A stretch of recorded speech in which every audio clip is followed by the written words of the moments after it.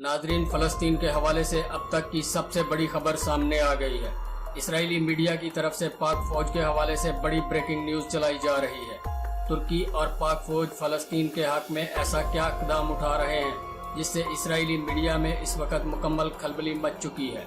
Nadreen, Israeli फौज की जानब से नहत्ते फ़लस्तीनियों पर गैर इंसानी सलूक के खिलाफ सबसे पहले तुर्की और पाकिस्तान ने ही आवाज़ बुलंद की थी, मगर अब पाक फौज भी इस मिशन में शामिल हो चुकी है। पाकिस्तान और तुर्की अब कैसे फ़लस्तीनियों की इमदाद के लिए शाम की सरजमीन को इस्तेमाल करना शुरू कर रहे हैं और क्यों इसराइली मीडिया पाक फौज के खिलाफ चीखो पुकार करने में मसरूफ़ है। नादरीन, इसराइल जंग का बहाना बनाकर फ़लस्तीनियों को भूखा रखना चाहता है, मगर तुर्की और पाक फौज के बरवकत इक़दाम ने इसराइल में सफ़े मातम बिछा दिया है।